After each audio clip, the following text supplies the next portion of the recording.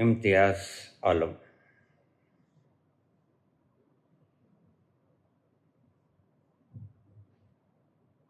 क्या तुम यह नहीं चाहते कि अल्लाह तुम्हें क्षमा करता है? और अल्लाह तो क्षमाशील दयालु है। बाबा जी, सूरह अन-नूर का 24/22 इसको व्याख्यात करने का कष्ट करें। अगर परमात्मा क्षमाशील है,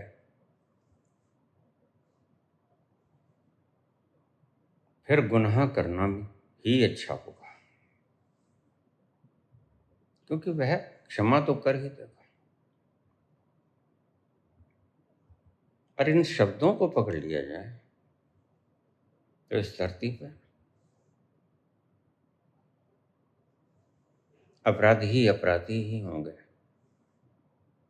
कत्ल गारत होगा, बलात्कार होगा, बुरे से बुरे काम होंगे।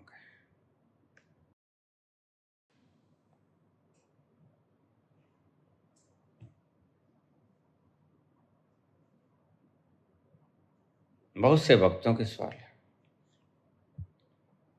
सभी धर्मों के।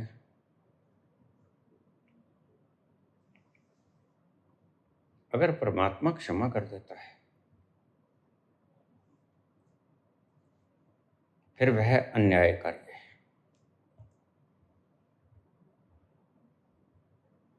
जिसके साथ दुष्कर्म हुआ, उसके साथ न्याय कैसे हुआ?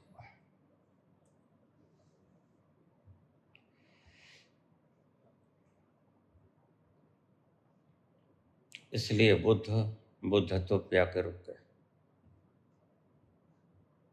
यह एक ऐसा मुकाम है जहां आकर व्यक्ति की सांसारिक तकलीफें खत्म हो जाती है। कोई दर्द नहीं रहता, कोई दुख नहीं रहता, अभाव नहीं रहता, पीड़ा नहीं रहती, रोग शोक सब समाप्त हो जाते हैं।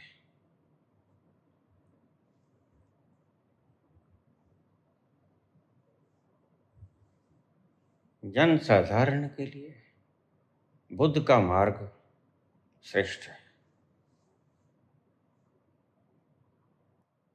लेकिन सत्य की दृष्टि से बुद्ध का मार्ग अधूरा है। एक पड़ाव है, उससे आगे चलना होगा। मैंने बहुत बार बताया। मैंने सुना है एक कहानी। एक फकीर ने बुनियादी करवा दी। संग खुद भी था, बुनियादी करने वाला भी था, ढोल पीट रहा था। कल सुबह हो, अल्लाह पाक, परमात्मा, गॉड, वह गुरु धरती पे आएंगे।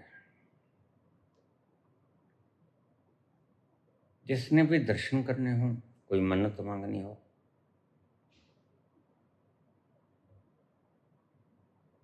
वह फला स्थान पे पहुंच जाए, इतने बजे आएंगे। और मनादी कराने वाला भी कोई ऐरा गैरा नहीं था, बहुत पहुंचा हुआ संत था, बड़ी मान्यता थी। बहुत लोग जाके उसके चरणों में नमन करते थे।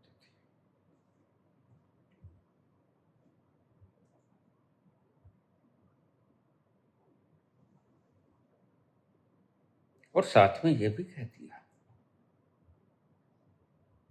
वह उसकी मन्नत मानेगा जिसको वह ठीक समझेगा। ये अल्फाज समझ में नहीं आई किसी को। उसकी बात मानेगा जिसको वह ठीक समझेगा, जिसको गलत समझेगा उसकी मन्नत वो नहीं मानेगा, इनकार कर देगा।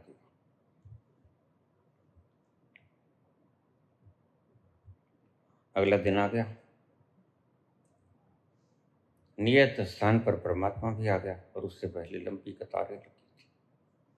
कतारें तो रात को ही शुरू हो जाती,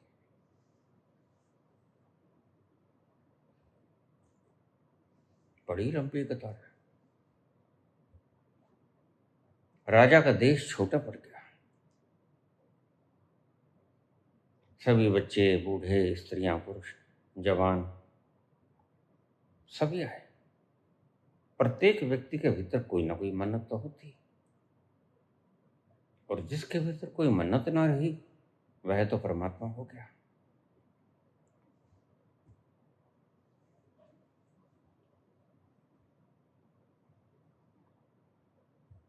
ऐन वक्त पर बिल्कुल परमात्मा ने शुरू किया। हाँ बताओ,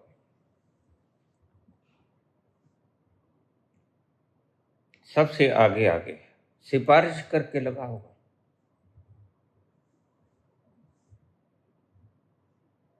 उस शहर का सबसे बड़ा धन्ना सेठ सोने का छत्र लिए खड़ा था, बड़ी श्रद्धा से झुका, दंडवत प्रणाम किया। परमात्मा के चरणों में सोने का मुकुट चढ़ाया, स्वर्ण पादिकाएं उनके पांव में डाली, सोने का मुकुट उनके सिर पर रखा और हाथ में बड़ा सा फूल दे दिया, वो भी सोने का।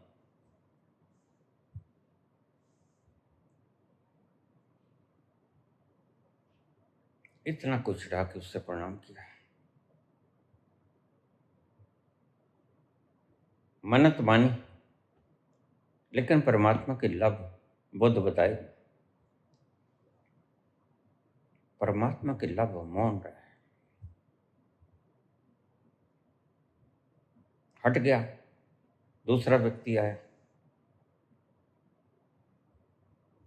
किसने चांदी चढ़ाई, किसने कुछ चढ़ाया, किसने कुछ चढ़ाया,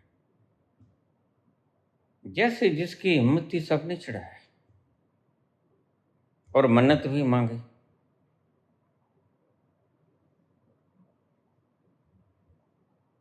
और यह शर्त थी कि जिसको वो, जिसकी मन्नत को वो ठीक समझेगा, सत्य समझेगा, उसकी ही मन्नत मानेगा।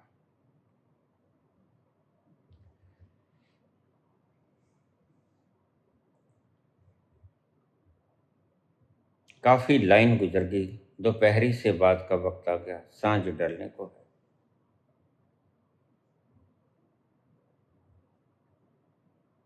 एक सूफी फकीर अदनंगा,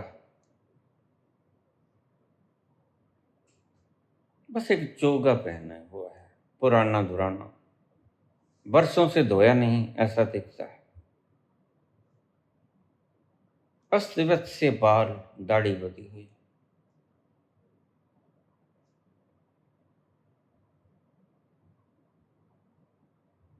वह भी आया, लाइन में लग गया कि परमात्मा आया, कोई उसे हटा तो सकता नहीं। अपने परमात्मा से कोई भी अरदास कर सकता है।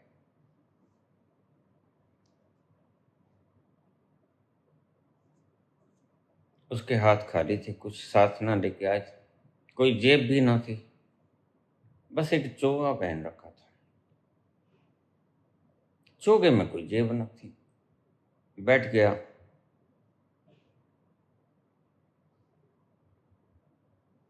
हाथ ऊपर उठाए, हाथ खाली थे।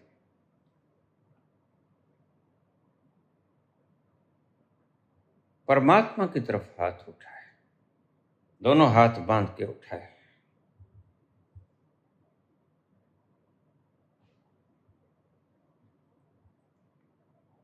या अल्लाह,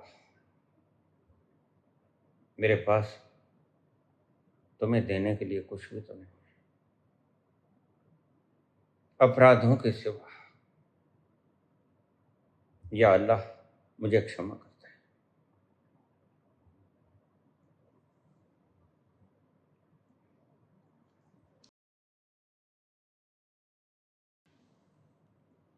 परमात्मा बोले, प्रथम बार बोले,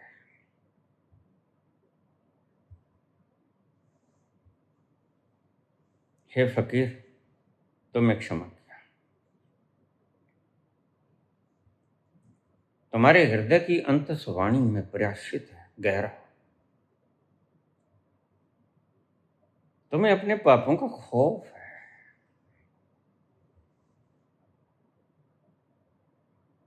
इसलिए फकीर, तुम्हें माफ किया जाता है। तुम जाओ। और महफिल बर्खास्त होती। सूरज ढल चुका था। सुबह से आए थे भगवान, सांझ तक सारी भीड़ हट गई। लोग फुसफुसाने लगे, बुदबुदाने लगे, इसको माफ कर दिया भगवान ने, जिसने कुछ भी तो नहीं चढ़ाया। ये धन्ना सेठ कहने लगा, मैंने तो छत्र भी चढ़ाया।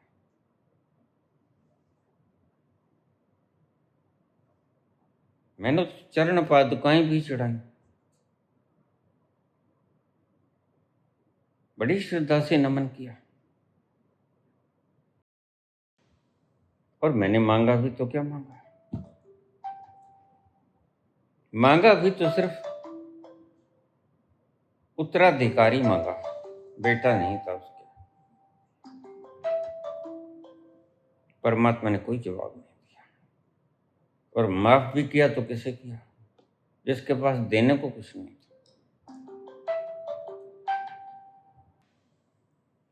सारी धरती पे परमात्मा के इस स्वभाव को देखकर राष्ट्रपति जैसे पद का निर्माण किया गया, अन्यथा राष्ट्रपति की कोई जरूरत नहीं थी। लेकिन आज हम भूल गए।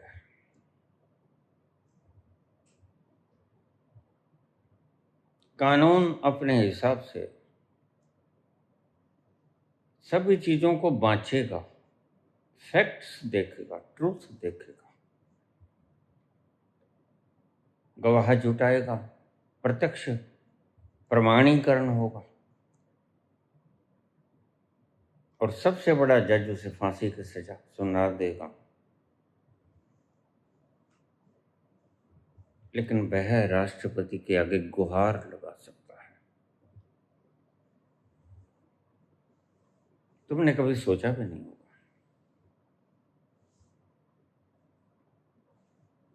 सारे संसार में यह प्रणाली इजाद की गई और तुम्हें पता भी नहीं चला कि यह इस्लाम की देन थी।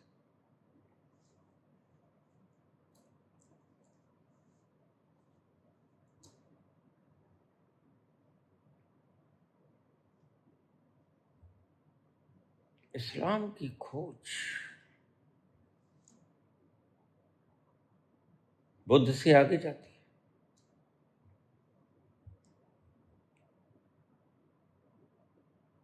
बुद्ध कहते हैं नियम ही पर्याप्त है। बहुत से बुद्ध के शिष्य मुझे कह देते हमें मुक्ति चाहिए, निर्वाण चाहिए। मैंने कहा तुम्हें निर्वाण कभी मिल नहीं सकेगा। क्यों बाबा? क्योंकि जिसकी गिरफ्त में तुम बंधे हुए हो, बुद्ध कहते हैं नियम ही काफी, लॉज आर सफिशिएंट। ध्यान से सुनना, कानून बंधन है। कानून बांधता है ऐसा नहीं, कानून खुद भी बंधा हुआ है। जैसे संविधान की किताब में सब धाराएं अपराधी को बांधती हैं, कर्म करने से रोकती नहीं। ये बात थोड़ी बारीक है, समझ लेना। कभी सबसे बड़ा जज तुम्हें कहता है तुम कत्ल मत करो, कभी रोकता है? एक बुढ़िया का प्रश्न आया, सूक्ष्म से आया, परमात्मा रोकता क्यों नहीं? हम पाप करते हैं, मनुष्य को पाप करने से रोकता क्यों नहीं परमात्मा? ओमनीपोटेंट है, वह रोक सकता है। फिर रोकता क्यों नहीं?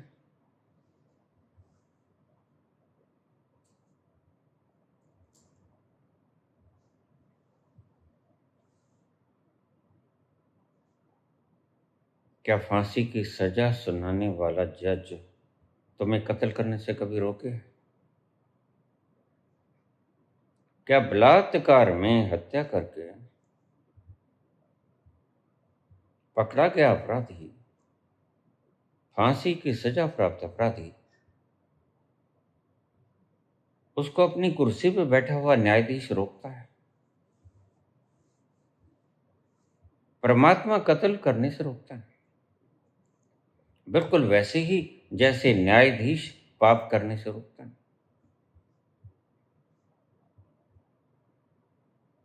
न्यायाधीश बलात्कार करने से नहीं रोकता,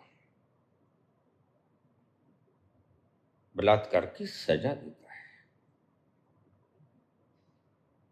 परमात्मा बलात्कार करने से रोकता नहीं, बलात्कार की सजा देता है। परमात्मा को पैरेलल कर दो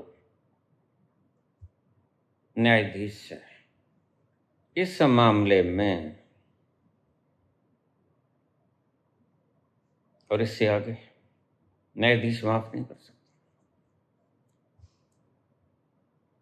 न्यायाधीश ने फांसी की सजा सुना दी, सभी न्यायाधीशों ने सुना दी इकट्ठे होकर, माफ नहीं की, तो फिर माफ कौन कर सकता है? राष्ट्रपति माफ कर सकता है। उसे क्या दलील देनी पड़ेगी? मुझे रहम आ गया।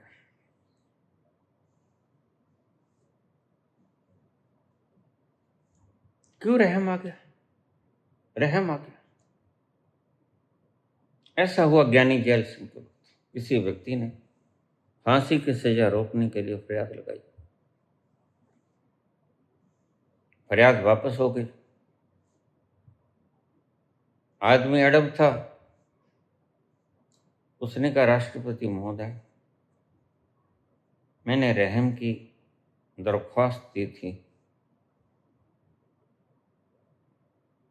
आपने स्वीकार नहीं की। स्वीकार क्यों नहीं की? क्या मैं पूछ सकता हूं? अब फांसी की सजा प्राप्त व्यक्ति को और तुम दंड भी क्या दे सकते हो? इससे ज्यादा तो सजा ज्ञानी जैल सिंह दे नहीं सकते थे। तो ज्ञानी जैल सिंह ने कहा, वैसे तो मैं तुम्हारे प्रश्न का जवाब देने को बाध्य नहीं, लेकिन मुझे तुम पर रहम नहीं आया। वह परवरदिगार मेरे में उतरा, वह आदमी खौफजदा नहीं था, वह समझता था कि मर ही जाऊंगा बस, ठीक, स्वीकार कर लिया था उसने मृत्यु। उसने फिर दूसरी बार याचिका लगा, आपने कहा मुझे रहम नहीं आया, मैं पूछ सकता हूं कि आपको रहम क्यों नहीं आया?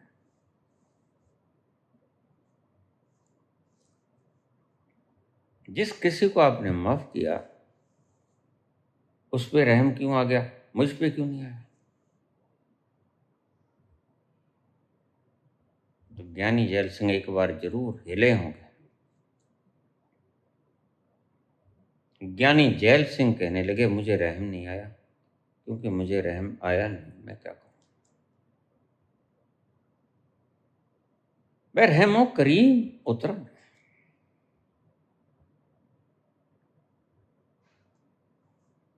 परमात्मा से तुम जवाब सवाल नहीं कर सकते। बुद्ध से आगे भी एक मुकाम है राष्ट्रपति का, अगर वो माफ कर दे तो अदालत उस सजा को बहाल नहीं कर सकती।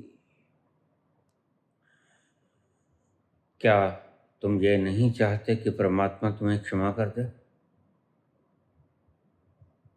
कौन नहीं चाहता परमात्मा हमें क्षमा कर दे? सूरह अल-नूर 24-22 में लिखा है, और अल्लाह तो क्षमाशील है, दयालु है। जो उसका स्वभाव बताया है। अब समझना यही फर्क आ जाएगा तुम्हें, याज्ञवल्क्य में, कृष्ण में, बुद्ध में और ओशो में, तुम्हें समझ आ जाएगा।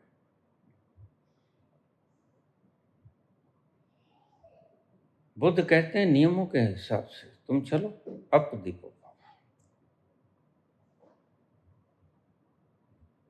लेकिन बुद्ध इतना नहीं जानते कि तुम्हारी औकात ही क्या है। इस विराट सृजना में तुम अंश मात्र भी नहीं, नेग्लिजिबल। तुम अपने दीपक का स्वयं कैसे बन पाओगे? बस बुद्ध इस बात से चूक गया। इसलिए बुद्ध को इस शब्द के ऊपर आकर मैं मूर्ख कहता हूं। जिसने संपूर्णता को प्राप्त न किया हो वह मूढ़ ही तो होता है। बुद्ध कहते हैं अपने दीपक खुद बनो। तुम्हारी औकात ही क्या है? तुम इस बेतरतीब विराट में अपनी दिशा खुद खोज लो।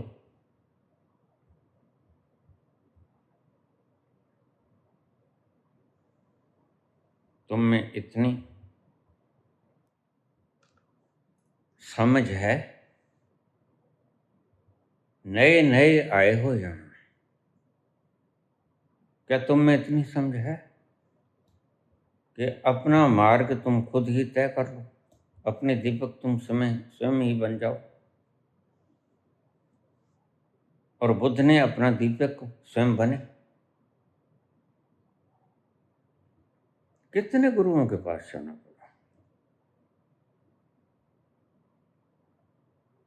कितना भटके, किस किस के पास नहीं गए, पहुंच गए, अपने पास पहुंच गए। अपने पास तो कोई भी पहुंच सकता है। अपने घर का दरवाजा सभी को पता होता है, जाने अनजाने तुमने वो शराब पी ली है कि तुम्हारी बुद्धि मूर्छित हो गई, भूल गए हो तुम। अपने घर पे जाना कोई इतना ज्यादा मुश्किल नहीं होता। मुश्किल तो वो है जो तुम अपने घर से आगे जाके उस विराट को देख पाओ, जिस विराट ने ये नियम बनाए। और देखो, मुक्ति की इच्छा रखने वाले तुम, सनातन ने बड़ा शानदार शब्द कहा है। सनातन मुक्ति की बात करता है, बुद्ध ने शब्द ही पलट दिया। बुद्ध निर्वाण की बात करते हैं। निर्वाण निवृत्ति को कहते हैं। निवृत्त हो गए, दुख से निवृत्त हो गए, पीड़ा से हो गए, पूजा से हो गए।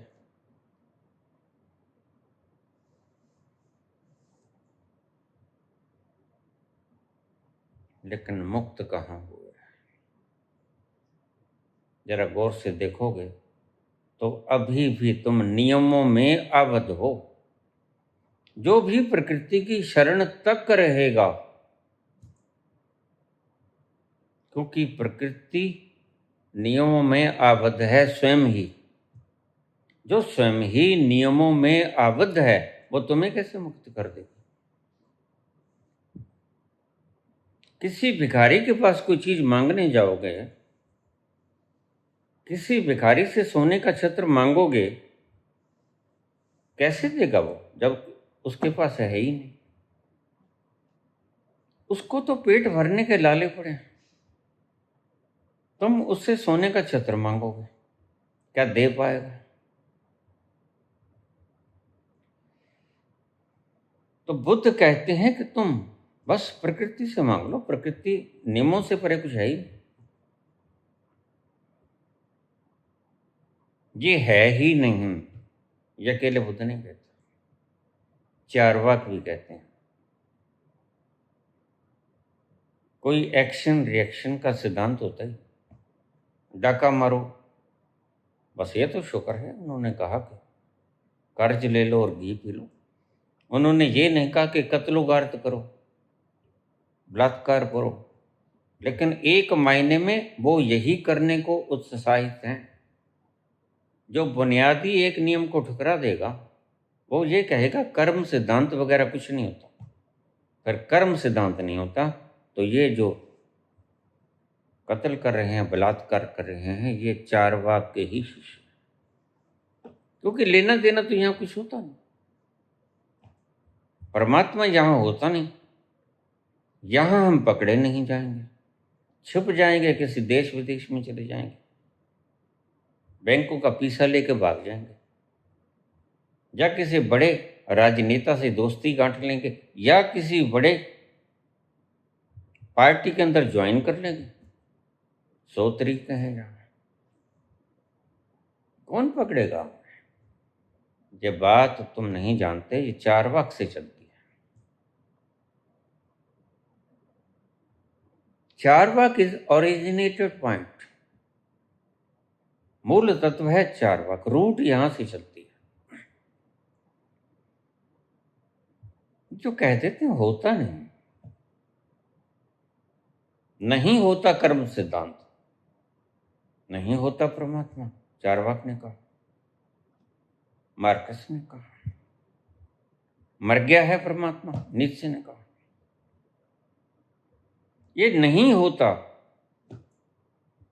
इन्होंने बहुत बिगाड़ा है धरती का। अंधे लोगों ने जो बिगाड़ा उतना कोई नहीं बिगाड़ पाया, क्योंकि अंधों को दिखता नहीं, रंग नहीं नजर आता।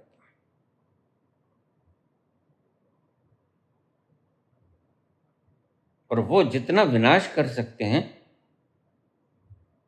दूसरा कोई विनाश नहीं कर सकता। वो अंधा आंखों का हो या अंधा दिमाग का हो, बुद्धि का हो, विवेक का हो, अंधों ने जितना नुकसान किया उतना किसी ने नुकसान नहीं किया। वह क्षमाशील है। क्या तुम नहीं चाहते कि परमात्मा तुम्हें क्षमा कर दे? कौन नहीं चाहता? सभी चाहते हैं। पाप तो हम करें, ऋण ले लें, वापस न करें, कौन नहीं चाहता?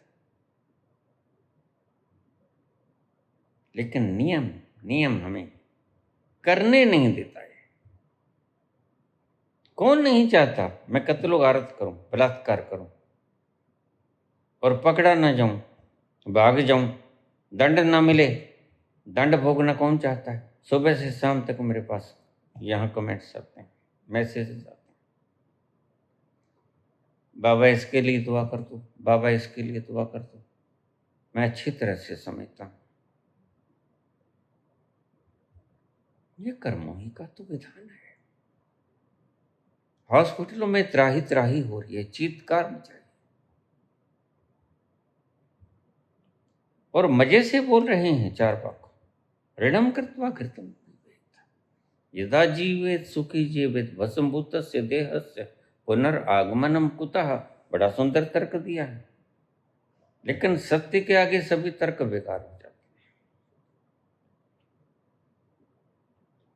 जिससे तुम मुक्ति मांगने चले हो वह है प्रकृति, है बुद्ध के हिसाब से, और प्रकृति तो स्वयं ही आबद्ध है, और जो स्वयं ही आबद्ध है, स्वयं ही बीड़ियों में जकड़ा हुआ है, वो तुम्हें मुक्त कैसे करेगा? मुक्त तो तुम्हें वही करेगा तुम बीड़ियों में जकड़े हुए हो। मुक्त वही करेगा जिसके हाथ पांव खुले हो। जिस प्रकृति से तुम मुक्ति की कामना करते हो वह स्वयं ही अपने नियमों में आबद्ध है, अन्यथा लॉ ऑफ ग्रेविटेशन कब का तोड़ गया होती। वह प्रकृति जो स्वयं ही आबद्ध है, गुलाम है, वह तुम्हें कैसे गुलामी से मुक्त कर देगी? किससे मांग रहे हो तुम मुक्ति, जो खुद ही गुलाम है? एक मजेदार बात बता दूं, मुझे अक्सर लोग कहते हैं, बाबा गांधी जी ने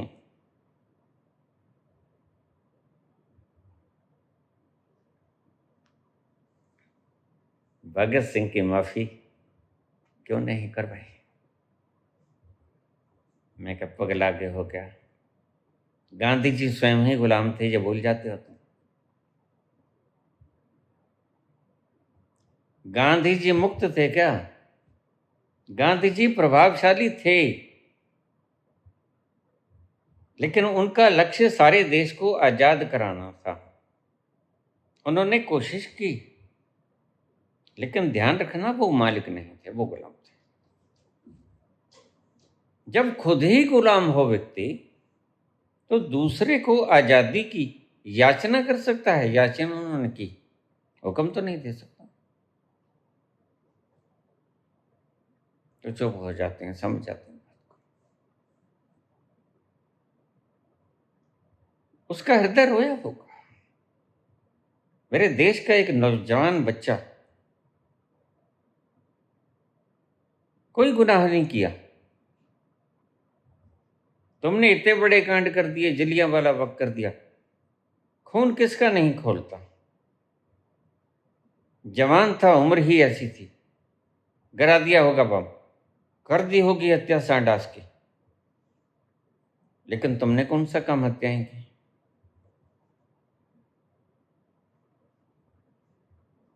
लेकिन ये प्रश्न पूछना कि गांधी जी ने भगत सिंह की फांसी क्यों नहीं रोकी, क्योंकि वो खुद ही गुलाम थे।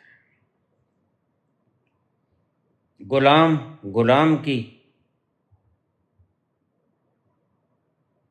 जीवन की याचना तो कर सकता है, हुक्म नहीं दे सकता। और हाकिम अंग्रेज थे, गांधी नहीं थे। वो तो प्रभावशाली थे, बस उनका प्रभाव जहां चला वो चला लेते, चलाया भी उन्होंने, लेकिन नहीं चला। उन्हें तो खुद ही 1942 में 9 अगस्त को, जब उन्होंने अंग्रेजों भारत छोड़ो, क्विट इंडिया, उनको पकड़ के ताड़ दिया गया सभी कांग्रेसिस को, स्वतंत्रता सेनानी।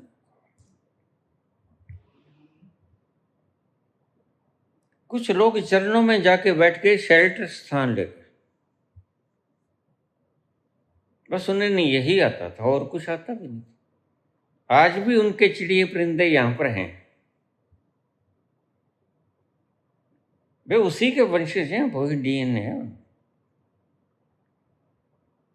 और गांधी के भी वंशज हैं आज। डीएनए कभी मरता है क्या?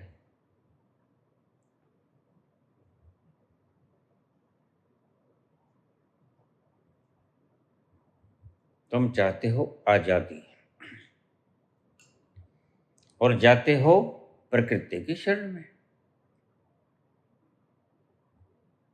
प्रकृति से मुक्ति मांगने वालों, थोड़ी सी इस सच्चाई को देख लो, प्रकृति तुम्हें मुक्त कर पाएगी? जरा प्रकृति से प्रार्थना करके देखो, समझा जाएगा।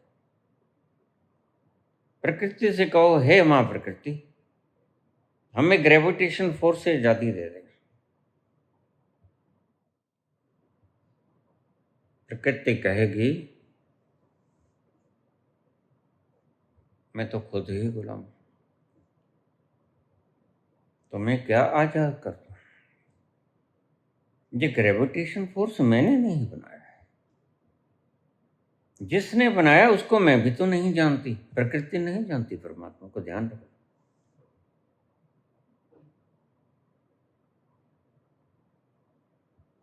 ये दूर की बात है, इसे कोई बिरला समझ पाएगा। प्रकृति खुद ही नहीं जानती उसको किसने बनाया। तो तुम फरियाद करोगे, हे प्रकृति माँ, हमें ग्रेविटेशन फोर्स से आजादी दिला दो, हम उड़ सकें आसमान में। प्रकृति बोल नहीं सकती, तुम्हें कोई जवाब नहीं देगी, लेकिन जानती। अगर बोलना जानती होती तो कहती, नहीं पुत्र, मुझे तो खुद ही नहीं पता, मैं तो खुद ही बंधी हुई, जो खुद ही बंधा हो दूसरे को मुक्त कैसे कर पाएगा?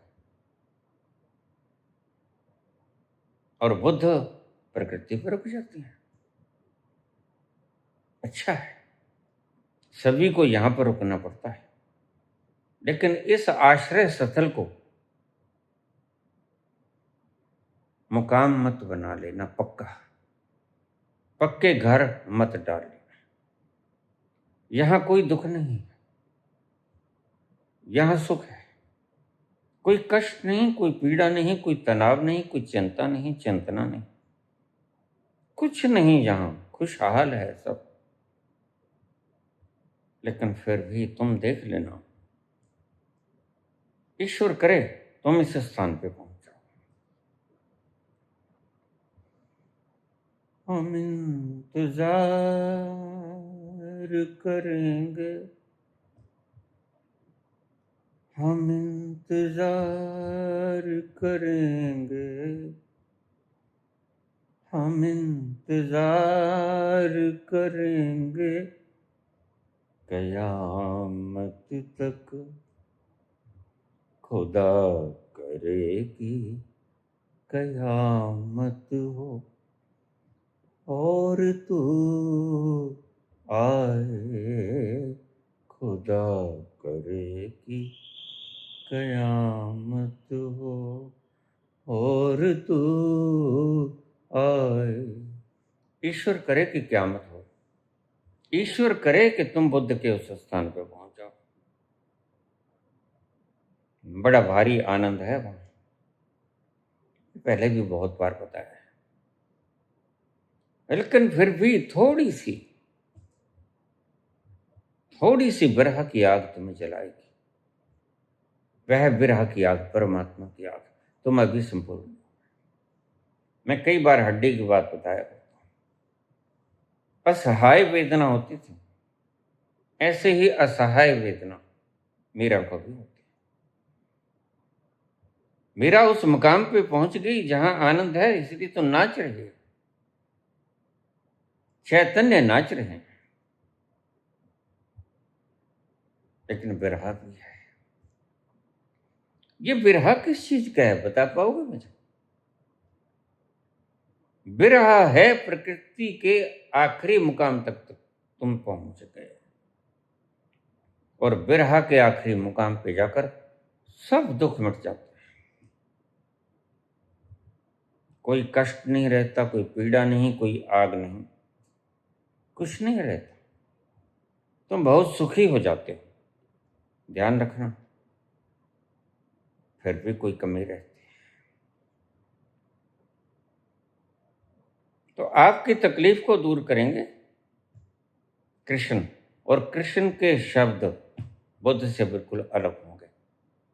इसलिए बुद्ध की बातों को ऋषियों ने गलत कहा और भगा दिया उसे, निकलो यहां से। और बुद्ध भी भाग गए, ठीक भाग गए। उन्होंने देख लिया कि यहां पहले से ज्यादा पहुंचे हुए लोग बैठे हैं, यहां से खिसकना ही अच्छा होगा। तो हिंदुस्तान से जन्मे हुए बुद्ध हिंदुस्तान से भागना पड़ गया।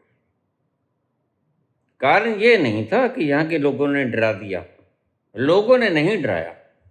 यहाँ के प्रबुद्धता से वो भाग गए कि यहाँ तो पहले ही बाप बैठे हैं, ऋषि बैठे हैं। 2500 साल पहले की बात। ये वो दौर था जिस दौर में समस्त विश्व ने अपने अपने विश्व के कोनों में महान विद्वान, चरित्रवान, महान गहरे तलों पे जाने वाले व्यक्ति पैदा किए। आप जरा उस इतिहास को पढ़ो। जिस काल में महावीर और बुद्ध हुए, 36 वर्ष का फर्क था सिर्फ। उस काल को खंगालना, ये काल खंगालना बड़ा आवश्यक है। अचानक क्या हुआ, मैं कई बार हैरान हो जाता हूं। ये अचानक तब क्या हुआ?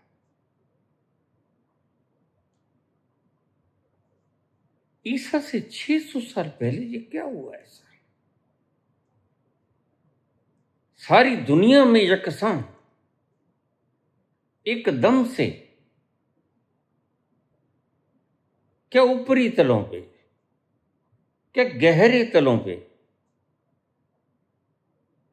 आसमान को छूने लगे और यहां पाताल को छूने लगे। ऐसा क्या था उस सदी में? ये तो परमात्मा ही जाने क्या था। लेकिन बड़े महान पुरुष, अद्वितीय लोगों ने जन्म लिया इस काल में। जहां देख लो आप, सोक्रेटिस देख लो, अरस्तु देख लो, प्लेटो देख लो, उधर बुद्ध देख लो, महावीर देख लो, बिल्कुल बराबर के लोग। लाओसे देख लो, च्वांगत्से देख लो। कोई ऐसा स्थान कोना नहीं था धरती का जिस पर बुलंदियों को ना छुआ हो। वो बुलंदियां चाहे बौद्धिक थी चाहे आध्यात्मिक थी। ये दो तल है। बुद्धि के तल पर बुद्ध उतर जाते हैं नीचे, जो कहते हैं अपने दीपक स्वयं बन। और कृष्ण के शब्द बुद्ध से बिल्कुल विपरीत। याज्ञवल्क्य के शब्द बुद्ध से मेल नहीं खाते, कृष्ण से मेल खाते हैं। कृष्ण नहीं कहेंगे अपने दीपक स्वयं बनो। कृष्ण कहेंगे तुम कुछ नहीं कर सकोगे, तुम्हारी औकात क्या है, तुम जर्रा भी तो नहीं हो, क्या पागलपन की बात करते हो। कृष्ण तो यही कहेंगे। अगर कृष्ण के वक्त में बुद्ध हो गए होते तो कृष्ण उनकी कांट-छांट कर दिए होते, क्योंकि बुद्ध ने कहना था प्रदीपो भव, और बुद्ध ने कृष्ण ने कहना था सर्वधर्माण परित्यज्य मामेकं शरणं, मेरी शरण में आ जा। तू अपना दीपक बन कैसे सकेगा? तेरे पास अपना है तो कुछ है ही नहीं। ना दिया है, ना ईंधन है, ना बाती है, ना आग जलाने को माचिस है, तेरे पास कुछ भी तो नहीं। कहाँ से लेके आएगा तुम? अब दीपो भव, यह वास्तव में देखा जाए तो एक मूढ़ संदेश है जी। तो मुझे पागल कह सकते हो, कृष्ण को भी पागल कह सकते हो, याज्ञवल्क्य को भी पागल कह सकते हो, उपनिषद भी बेकार कह सकते हो, और कहे ही।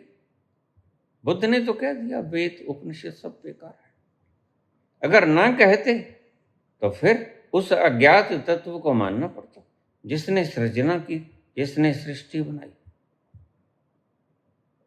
लेकिन सिर्फ अल्फाज के सिद्ध करने पे सत्य सिद्ध नहीं हुआ करता।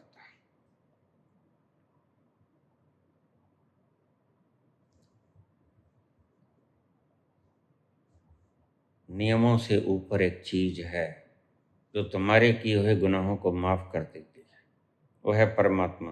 फिर सवाल उठेगा, फिर सभी कोई कह दूंगा साफ, हशर में पूछेगा अगर खुदा, लाखों गुनाह किए तेरी रहमत के जोर पे। ये भी एक पागल, क्योंकि शायर की शायरी से निकले हुए कलम से लिखे हुए अल्फाज, ये समझदार व्यक्ति की बात नहीं है। ये शेर किसी समझदार व्यक्ति ने नहीं लिखा। अगर एक अति पे बुद्ध चले गए तो दूसरी अति पे यह व्यक्ति चला गया। यह कहता है कि मैंने लाखों गुनाह किए लेकिन तेरे जोर पे किए। क्यों? क्योंकि तू क्षमाशील है, तो माफ कर देगा। अब थोड़ा सा हम दूसरे सूरा पे आ जाएं। क्या तुम यह नहीं चाहते कि अल्लाह तुम्हें क्षमा कर दे? और अल्लाह तो क्षमाशील दयालु है। ठीक है, अब हम अगले सूरा पर चलते हैं। वह 24-22 था, यह 20-82 है। सूरह ताहा। अब तुम्हारे दिमाग में सारी बात साफ हो जाएगी। एक शब्द को पढ़कर किसी किताब को इनकार या स्वीकार नहीं करना चाहिए। पूरी किताब को पढ़ा। ये शब्द देखो क्या लिखे हैं, निस्संदेह मैं क्षमाशील हूँ। आपने देखा कभी कभी मैं बोलता हूँ, अचानक से टोन बदल जाता है। मैं बोलता बोलता बोलता बोलता मैं उस तल पे बोलना शुरू कर देता हूँ जिस तल से परमात्मा बोलता है। बस उसी तल से ये कुरान की आयत बोली है। कुरान भी ऐसे ही है। किसी किसी तल पे मैं ऐसा बोलता हूँ जैसे मैं बोल रहा हूँ, किसी किसी तल पे मैं ऐसा बोलता हूँ जैसे परमात्मा बोल रहा है। बिल्कुल यही अंदाज है कुरान का। कुरान के 20:82 इसमें लिखा हुआ है, निस्संदेह मैं बहुत क्षमाशील हूं। इसमें कोई संदेह नहीं।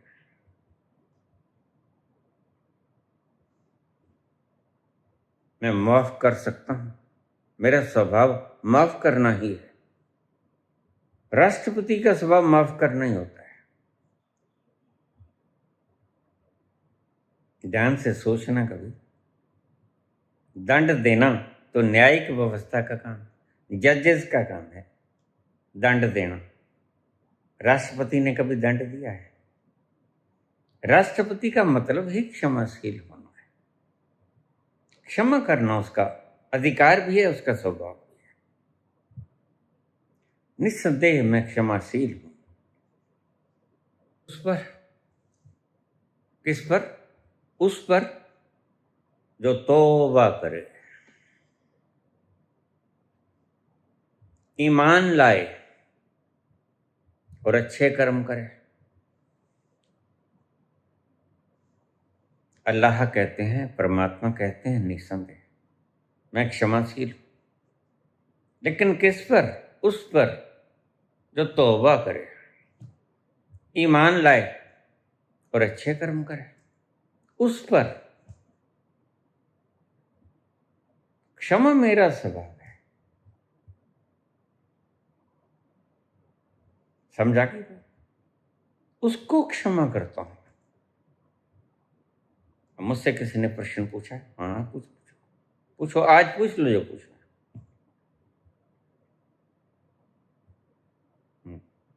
बिल्कुल ये शब्द उसके लिए हैं जो गलत फहमी में कोई पाप कर रहा है। ऐसा भी तो होता है, बहुत बार तुमने पाप किया होगा, गलती से हो गया होगा। अब देखिए एक प्रश्न जो वर्षों से पड़ा था, अनछुआ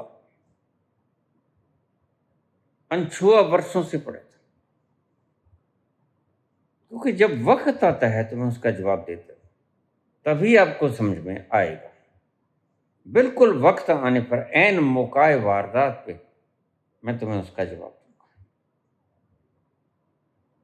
तुम रसोई पकाते हो, कितनी कीड़ियां मर जाती हैं, क्योंकि आटा होता है, वहां पर कीड़ियां भी आएंगी, मक्खियां भी आएंगी, जानवर और भी आएंगे, मर जाएंगे। और मेरे पास रोज प्रश्न आते हैं, बाबा फिर अब इसका क्या करें? इसका जवाब इसमें दिया है सूरह ताहा में 20:82 में, निस्संदेह मैं क्षमाशील हूं। साफ, बिल्कुल साफ परमात्मा बोल रहे हैं। उस पर क्षमाशील हूं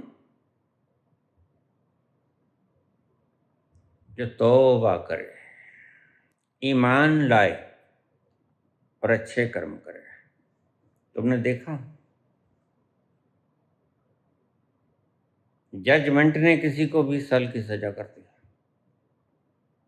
और कई बार तुम उसको पहले रिहा कर देते हो, और कारण क्या देते हो? इसके अच्छे व्यवहार के कारण इसकी बाकी की सजा माफ की जाती। यही शब्द इसमें कहा गया है। अगर तुम किसी कर्म का प्रायश्चित कर लो बैठ कर, ओहो वो गलती से हो गया, और गलती से बहुत काम हो जाते हैं तुमसे पाप, गलती से कीड़े मकोड़े, मच्छर मर जाते हैं, गलती से मर जाते हैं। और ध्यान रखो, यह कोई जैन मुनियों का नहीं है ग्रंथ। तुम चल रहे हो, तुम्हारे पांव के नीचे किस किस को बचाओगे तुम? तुम्हारी दृष्टि और वृद्ध हो चले, तुम्हारी दृष्टि ठीक से काम नहीं करती, तुम्हारे पांव के नीचे कौन आ गया? मुझसे किसी ने पूछ लिया कि फिर ये जो हम बस के ऊपर चढ़ के जाते हैं और उस बस के पहियों के नीचे वजन तो बहुत होता है, उसमें टनों टनों वजन होता है, उसके नीचे जो लोग मर जाते हैं, वह जो पाप है वो सभी सवारियों के अंदर बराबर बराबर बंट जाता है। अब सवाल तो बड़ा सुंदर है, लेकिन खोपड़ी का सवाल है। बात तो ठीक है, पैदल चलेंगे तो पांव के नीचे जीव जंतु छोटे मोटे आएंगे। अब मैं बोल रहा हूं तो जीवा पर्वत का काम करती है, बहुत से सूक्ष्म कीटाणु होते हैं, बोलने के कारण लाखों करोड़ों जीव मर जाते हैं। और तुम छोड़ो, अगर तुम्हारी इम्यूनिटी तेज है तो तुम्हारी इम्यूनिटी भीतर से महाभारत चल रहा है। कितने जंतु मर रहे हैं, कितने बाहर के बैक्टीरिया मर रहे हैं, भीतर प्रवेश नहीं करने देती। हमारे व्हाइट ब्लड कॉर्प सेल्स युद्ध करते हैं उनके साथ, तो कौन जिम्मेदार है? ये इस सुराहा ताहा में जवाब मिल जाएगा आपको सब चीज़ों का। रसोई में मरते हैं, आप पैदल चलते हो, पाँव के नीचे मर जाते हैं, गलती से मर जाते हैं। आपके जीवन में, सभी के जीवन में कुछ काम ऐसे हुए होंगे जो गलती से हो गए होंगे। मैं अगर देखता हूं तो भगवान कृष्ण ने एक बहुत बड़ा अपराध कर दिया, जिसका दंड मिला अश्वत्थामा। क्या अपराध कर दिया? अश्वत्थामा ने 5 पांडवों के बच्चों का वध कर दिया। 5 पांडव, युधिष्ठिर, भीम, अर्जुन, नकुल, सहदेव, जीत चुके थे और जीत की खुशी मना रहे थे। दुर्योधन का अंत हो चुका था,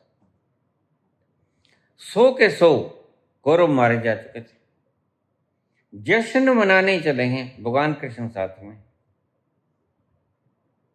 अश्वत्थामा द्रोणाचार्य का पुत्र, उसके बाप का भी झूठ बोलकर कत्ल किया था। झूठ बोला किसने? सत्यवादी ने,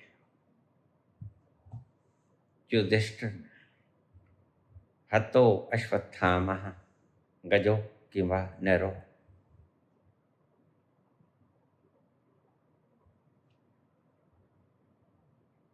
इसी कारण से उसने शस्त्र छोड़ दिए, नीचे बैठ गए, उनकी सुध बुध मारी गई, इन्फिनिटी कॉम्प्लेक्स में आ गए, अब मेरा कुछ नहीं बचा। उस वक्त उन्हें याद नहीं रहा कि मैंने मेरे पुत्र को अमरता का वरदान दिया है, भूल गए।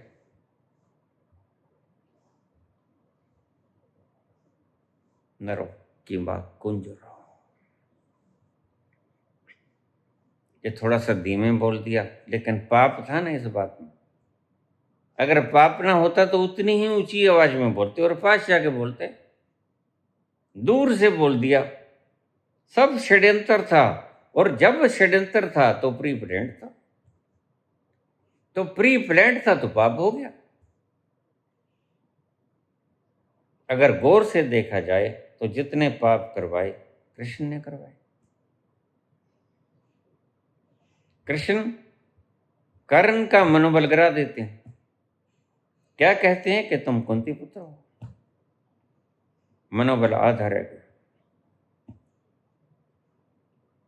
दुर्योधन जा रहे थे, गांधारी पट्टी खोलने वाली थी, इतने साल का तप।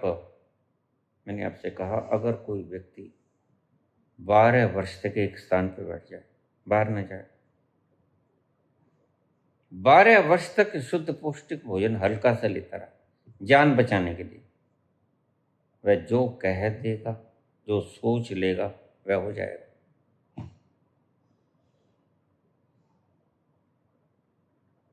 इसीलिए ऐसे संत को छुप जाना पड़ता है, ऐसे संत को एकांत में रहना पड़ता है। अगर वह भीड़ भड़के में गए तो पहली शर्त ही खत्म होगी, एकांत में कहाँ रहे। एक स्थान पे बैठ जाए, बाहर की आसानी लासानी तरंगें उनके ऊपर कोई काम ना करें, बाहर की दूसरी तरंगें कोई काम ना करें, धूल धमास उनके ऊपर ना करें। अपने कमरे में शुद्ध और स्वच्छता से अपनी किरणों में बैठे रहें, मौन हो जाएं। अकेले से थोड़ी कोई बोला करता है, अकेले में तो पागल बोला करता है। मौन हो जाए, मौन होता होता परम मौन में चला जाएगा।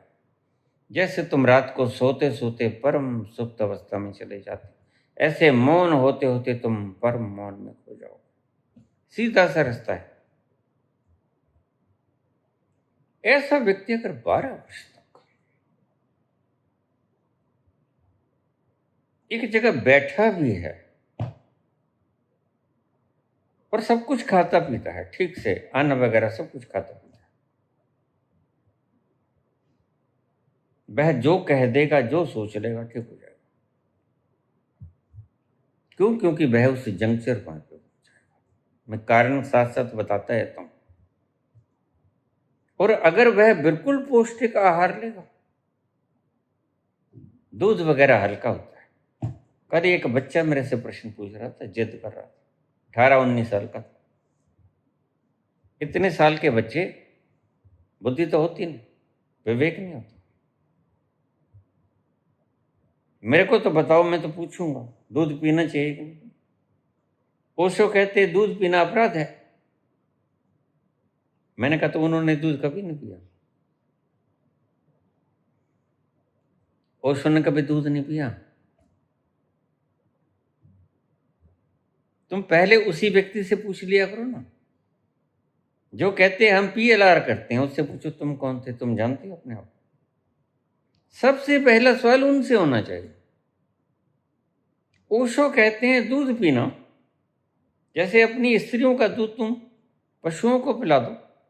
बिल्कुल पिला सकती है स्त्री, अगर पशु इस हालत में है, कोई मेमना, कोई खरगोश का बच्चा, बिल्कुल पिला सकती है। यह दया की बातें हैं, करुणा की बातें, तर्क की बातें नहीं।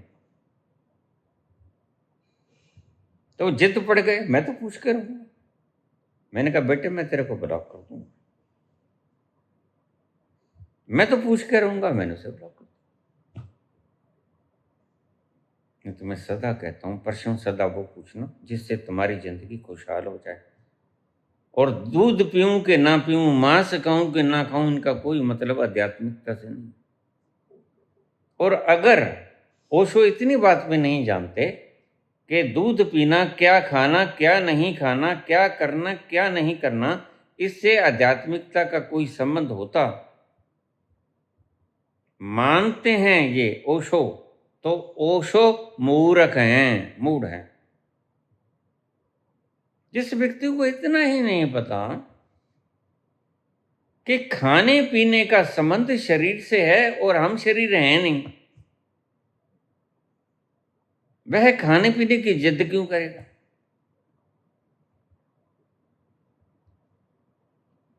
जिसको इतना पता नहीं यह शरीर के विषय हैं, वह उन विषयों के ऊपर बहस क्यों करेगा? सीधी सीधी बात उसकी क्यों नहीं करेगा जो आनंद है? वह सीधी सीधी परमात्मा के गुणों का वर्णन क्यों नहीं करेगा? वह गीत क्यों नहीं गाएगा? वह संकीर्तन क्यों नहीं करेगा? वह वही बात करेगा जो तुम हो नहीं। वह इन पचड़ों में क्यों उलझेगा? और अगर उलझेगा तो बताने के लिए बताएगा, मैं बहस की मुद्रा नहीं छेड़ेगा।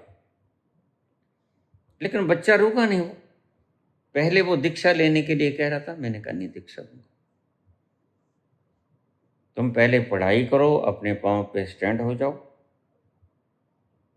अपना कैरियर बना लो, अपना परिवार पालन पोषण, पता नहीं तुम्हारे माँ बाप तुमसे क्या अपेक्षा रख के बैठे, उनकी सेवा करने के योग हो जाओ। उसके बाद इस तरफ आना। 25 साल के बाद फिर गृहस्थ, गृहस्थ के बाद सही, बिल्कुल सही सनातन ने किया। 75 के बाद की उम्र होती है, 75 के बाद व्यक्ति को गद्दी छोड़ देनी चाहिए। हंसो मत। देखो भाई, तुमने बहुत कुछ कर लिया 75 साल तक, अच्छा भी किया, बुरा भी किया, जो भी किया ठीक, अब तुम छोड़ दो। अब तुम वानप्रस्थ नहीं रहे, अब तुम संन्यास्त हो जाओ, बस छोड़ दो। केदारनाथ चले जाओ, बद्री धाम चले जाओ, जहाँ तुम्हारा मन लगता है वहाँ चले जाओ, बहुत संसार घूम लिया।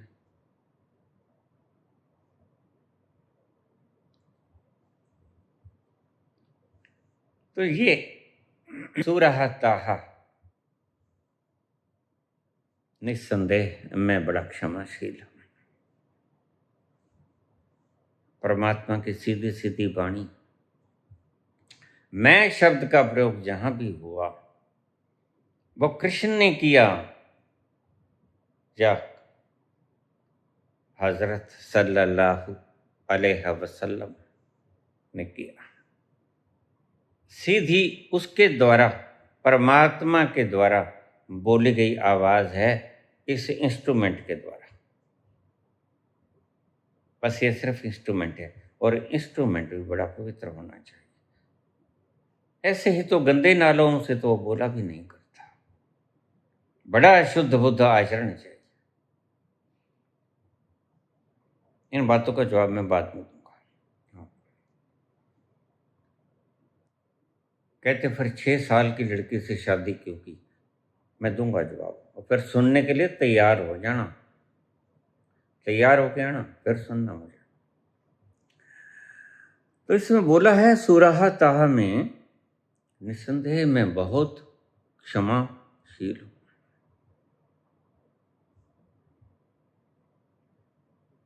माफ कर देता हूं, लेकिन किसको माफ कर देता हूं? उस पर मेहरबान हूं जो तौबा करे। तौबा करे का मतलब गलती से हो गया, पता नहीं लगा, अज्ञानवश हो गया, अज्ञानवश हो गया, मुझे नहीं पता लगा। ऐसे कर्म बहुत से तुमसे हो जाते हैं और तुम्हारा मन दुखी भी होता है, ओहो मैंने ये क्या कर दिया। अगर सच पूछो, एक हिसाब से कसूर तो था दशरथ का। कसूर ये था कि शिकार करना पाप है, लेकिन उसने श्रवण कुमार को जानबूझकर नहीं मारा। अगर उसे पता होता कि ये मृग नहीं है, श्रवण कुमार है, तो वह कभी भी शब्द वेदी बाण नहीं चलाता। यह पाप हो गया अज्ञात। इसीलिए दशरथ को उसका परम धाम तो मिला, लेकिन जिनका पुत्र मारा गया, अंधों का, उन्होंने श्राप दे दिया। जानबूझकर नहीं किया, कर्म का फल नहीं मिला उन्हें, उन्हें मिला श्राप का फल। तौबा करे, ईमान लाए, सुधर जाए, कानों के हाथ लगा के फिर से नहीं करूंगा। देखो गलतियां तो फिर भी होंगी, लेकिन गलती करके पश्चाताप राम राम नहीं करना है, इससे नहीं खत्म हो जाएगा। प्रयाश्चित भीतर की आत्मा अग्नि जल जाए, ओह मैंने ये क्या किया। तुम इतने दुखित हो जाओ भीतर से कि ये तो पाप हो गया, अनर्थ हो गया। वह भीतर से उठी हुई ज्वाला, प्रयाश्चित की ज्वाला होती है। तुम्हारा बुद्धि का किया हुआ प्रयाश्चित प्रयाश्चित नहीं होता। तुम देखना कभी कभी ऐसा पाप हुआ हो जिसके बाद तुमने खुद ही पश्चाताप किया हो, वह पश्चाताप की अग्नि जलाएगी तुम्हारे कर्मों को। बुद्धि से किया हुआ नहीं कि जाके गायत्री मंत्र का जाप कर लो, हवन कर लो, आहुतियां दे दो, इससे कुछ नहीं होने वाला। ये तो कर्मकांड है। तौबा करे, अपने कर्मों को ठीक करे और आगे से सुधार करे। सुधार यही है कि तुम जागृत होकर कर्म करो, और कोई सुधार हो भी नहीं सकता। गलतियां तो फिर भी होंगी। पांव तले कीटाणु आएंगे, मरेंगे, तुम कितना बचा लोगे? लेकिन बचाने की चेष्टा होनी चाहिए, जितना बचा सकते। और अज्ञान में तो तुमसे मरेंगे बिला शक। रसोई में मरते हैं, तुमने प्रायश्चित किया, जो तुमने पूछ लिया। बहुत से लोग पूछते हैं, तुमने पूछ लिया कि इनसे फिर क्या करें। देखो, प्रायश्चित तुम्हारे हृदय में आ गया, तुम्हारा हृदय बहुत रोया, यह रोज पाप हो जाता है, क्या करें। यह प्रायश्चित की अग्नि तुम्हारे पापों को भस्म कर देगी। यह कुत्ते को या गाय को जो तुम रोज रोटी देते हो, यह एक्स्ट्रा पुण्य लगता है आपको, इससे पाप नहीं कटते। पाप कटते हैं जो तुमने अज्ञान में उन कीड़ियों का, उन मकोड़ों का, उन जीवों का हत्या कर दिया, गलती से हो गया। यह गलती से हो गया कि अग्नि उन पापों को नष्ट कर देगी। नरजरा हो गई। सूरह अल बकराह में 2/286 में लिखा है। कुरान बड़ी शानदार किताब है। बड़े मजे की बात है, ओशो का एक क्लिप मेरे पास भेजा गया। कुरान पढ़ी नहीं थी, कुरान को जानते नहीं थे, लेकिन बचने का उपाय ढूंढ लिया। तो कुरान इतनी पुरानी है कि इसमें वक्त के अनुसार तरमीम नहीं हुआ। यह पुरानी है, यद्यपि हीरे हैं इसमें। यह बचने की कवायद है सिर्फ। मैं कहता हूँ कुरान ऐसी किताब है जिसमें अमेंडमेंट की गुंजाइश ही नहीं। वक्त के अनुसार उसमें गुंजाइश की जरूरत नहीं, क्योंकि ये कोई सिद्धांत थोड़ी है। ये बिल्कुल ऐसा ही शब्द है ओशो का, जैसे तुम कहो कि तुम्हारे अंतस्थल का वो तत्व जिसे कृष्ण कहते हैं, ना छिदता, ना जलता, ना गलता, ना सूखता, ना मरता, ना जरता, उस तत्व को समय के अनुसार तरमीम की आवश्यकता है। ये शब्द बिल्कुल ऐसे ही हैं ओशो के। वह तल सदा वैसा ही रहेगा, उसमें तरमीम की जरूरत ही नहीं है। कुरान ऐसी शानदार किताब है, वक्त के हिसाब से सही मोहम्मद ने फैसला लिया कि इसमें कोई तरमीम नहीं करनी। अगर मैं ये शब्द लिख दूं, he is omnipotent, he is omniscient, he is omnipresent, और इसमें तरमीम ना हो, तो ये गलत है कि ठीक है? क्योंकि इसमें बदलाव हो ही नहीं सकती। वह सर्वव्यापक है, वह सर्वशक्तिमान है,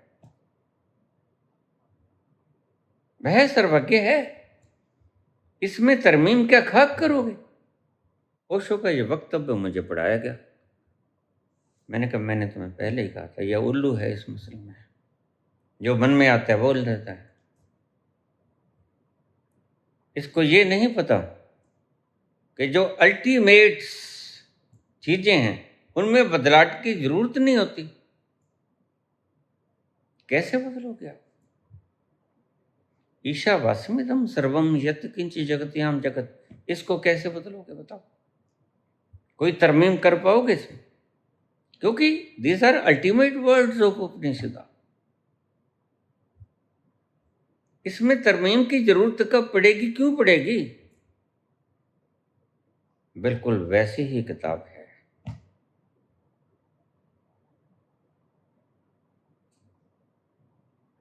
कुरान, इसमें तरमीम की कोई आवश्यकता ही नहीं। यह बिल्कुल वैसे अल्टीमेट वर्ड्स हैं जिनमें समय के साथ सुधार करने की कोई जरूरत नहीं। यह कोई नियम नहीं है। नियम बदले जा सकते हैं, बदले जाने चाहिए, लेकिन कुरान कोई नियम नहीं है। यह तो उसकी आवाज है। उसकी आवाज को कैसे बदलोगे? अब ये आवाज दे रहे हैं कि मैं क्षमाशील हूं निस्संदेह, लेकिन साथ में बताता है परमात्मा खुदा कि तुम्हारी तौबा भी होना चाहिए।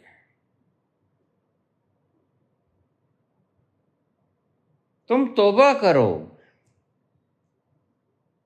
संदेह मैं बहुत क्षमाशील हूं, उस पर क्षमाशील हूं जो तौबा करे, ईमान लाए और अच्छे कर्म करे।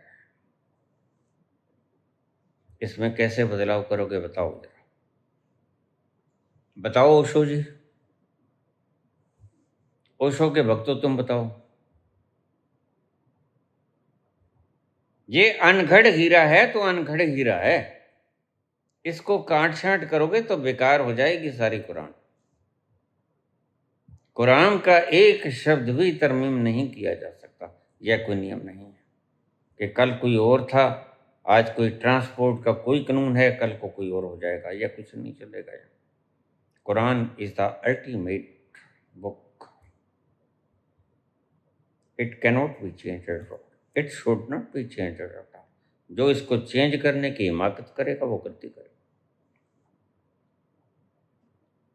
अब इससे आगे आ जाए, बुद्ध से आगे चले। बुद्ध नियमों में आबद्ध हैं, इसलिए बुद्ध अब तक भटकते फिर रहे। आपने कभी सुना कृष्ण भटकते फिर रहे? कभी सुना? आपने यह सदा सुना होगा कि बुद्ध भटकते फिर रहे हैं। मैत्रेय का जन्म लेने में क्यों भटकते फिर रहे हैं? तुम्हें इस बात का पता नहीं। तुम्हें कौन बताएगा? तुम्हें वही बताएगा जो जानेगा। तो हम जानते हैं इस बात को। बुद्ध ने एक तल अभी पार करना बाकी पड़ा है, आत्मा से परमात्मा होने का वो तल, आत्म बोध से परमात्म बोध का वो तल। और मैं सदा ही कहता हूं यही असली तल है रस का। और ना बुद्ध गए यहां और ना ओशो गए यहां, और दोनों को ही तल अभी ये पहुंचना है। कभी कोई नहीं कहेगा कि कृष्ण भटकते फिर रहे हैं, कबीर भटकते फिर रहे हैं, नानक भटकते फिर रहे हैं। नहीं, वो तो बूंद समानी समुद्र में, वो तो गए समुद्र में एकाकार हो गए। लेकिन तुम सदा ही पाओगे, सभी शास्त्रों में पाओगे, हालांकि 2500 साल हो गए। तो भटकते क्यों फिर रहे हैं? यात्रा शेष है भाई। तो बुद्ध के पीछे जो लगेगा वह सुकून पाएगा, आनंद पाएगा। बिला शक उसकी पीड़ाएं भी समाप्त होंगी, उसकी समस्याएं भी समाप्त होंगी। वह स्वयं को जान लेगा, और स्वयं को जान लेगा कोई भी किसी भी मार्ग से, उसकी सभी पीड़ाएं समाप्त हो जाएंगी, सभी समस्याएं समाप्त हो जाएंगी, समाधान हो जाएंगे। दुखों के, पीड़ाओं के, कष्टों के, क्लेशों के कोई आग तुम्हें सता ना सकेगी। लेकिन इससे आगे भी मुकाम है। उससे आगे का मुकाम कुरान बताती है, कृष्ण बताते हैं।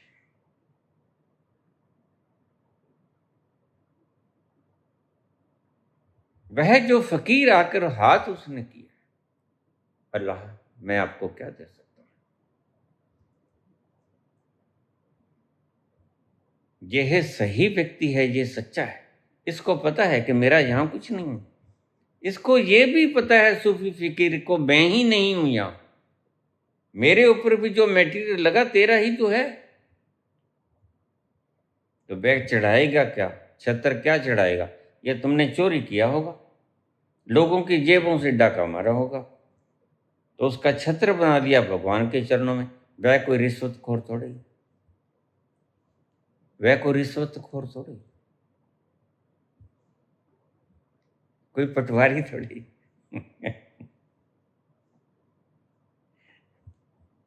थोड़ी देर प्रसन्न भी हो दिया करो।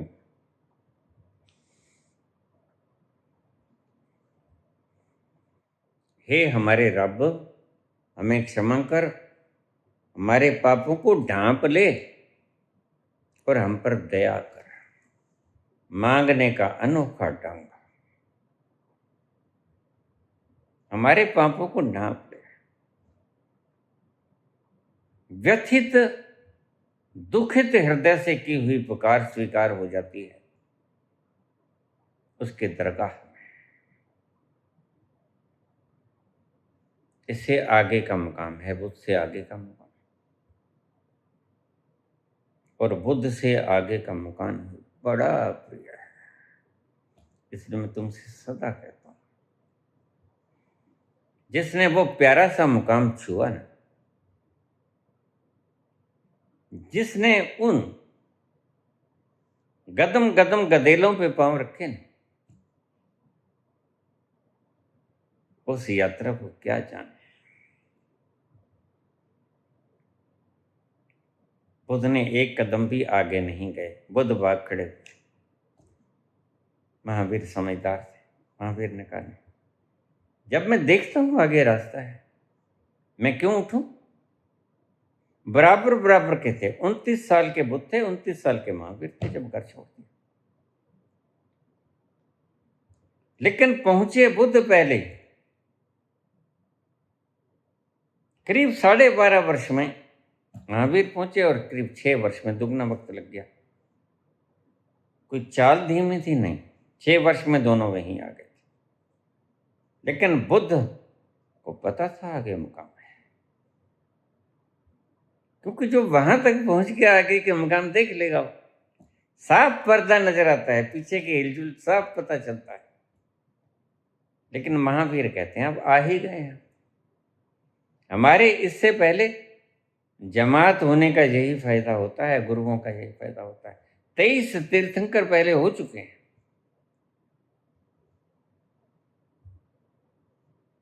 और सभी ने वो मुकाम छुए, कैवल्य के। तो हम क्यों रह जाएं? लेकिन बुद्ध की कोई जमात नहीं है, ध्यान रखना। बुद्ध अकेले हैं।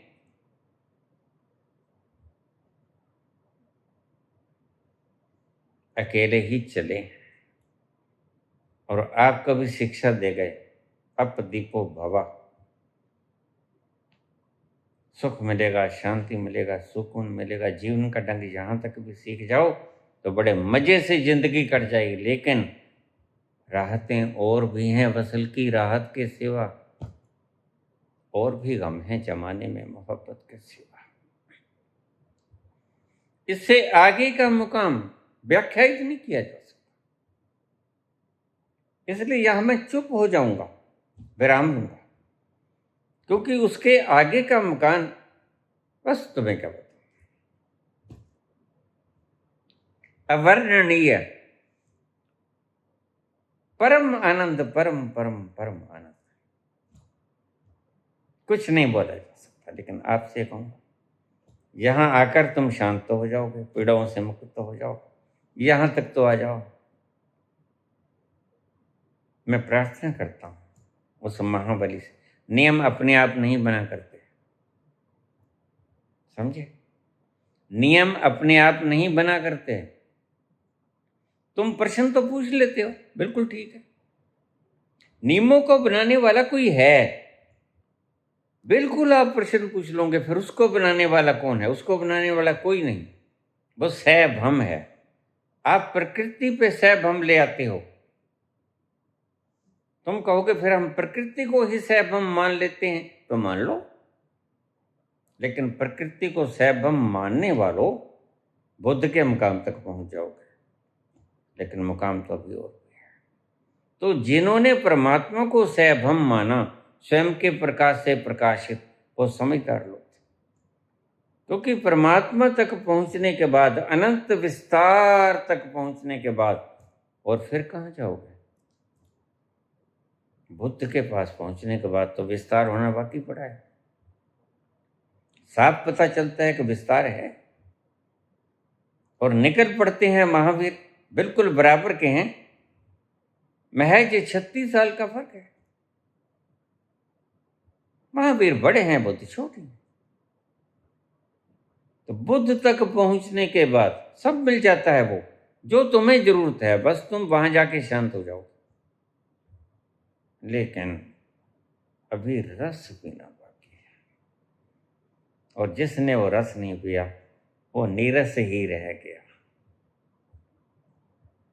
फिर सिर्फ वो ईख की तरह होगा, जिसकी लंबाई तो बहुत ऊंची हो सकती है, लेकिन उसमें मिठास ना होगा।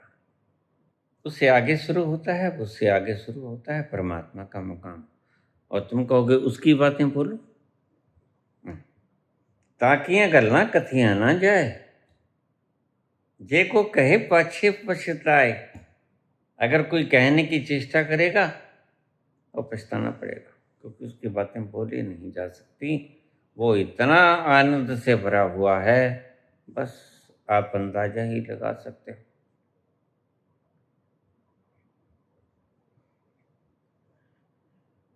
यारड़ी सनु सत्थर चंगी, यारड़ी सनु सत्थर चंगी, पठ खिड़िया दे रहना,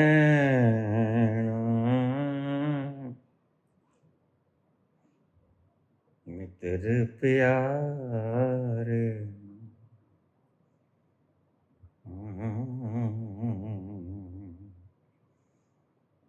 मित्र प्यारे हाल मुरीदां दे कहना,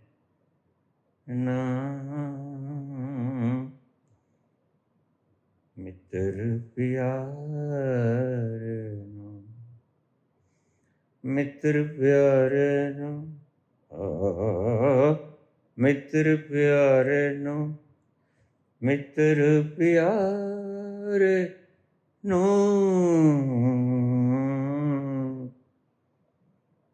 मित्र प्यारे नो।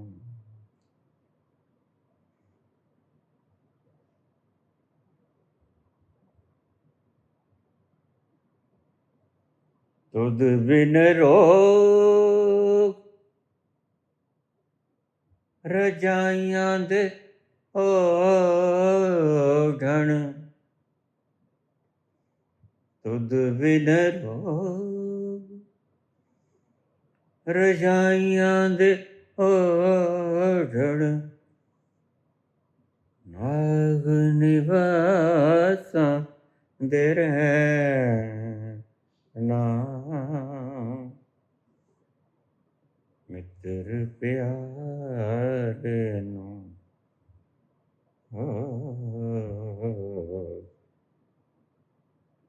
हाल मुरीदां दे कहना, मित्र प्यारे नो। फूल सराही खंजर प्यार, सूर सुराही खंजर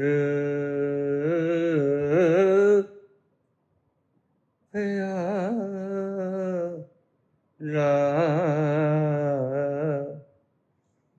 प्याला।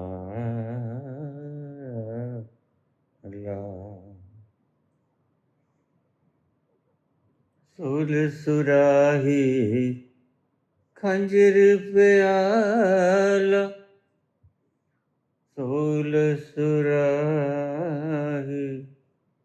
खंजर प्याला, विंग कसाइयां दे सैना, विंग कसाइयां दे सैना।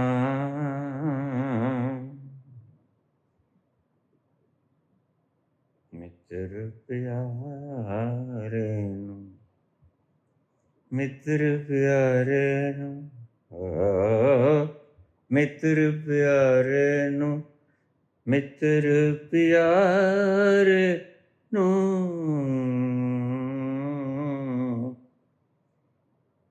मित्र प्यारे नू, मित्र प्यारे नू, मित्र प्यारे नू।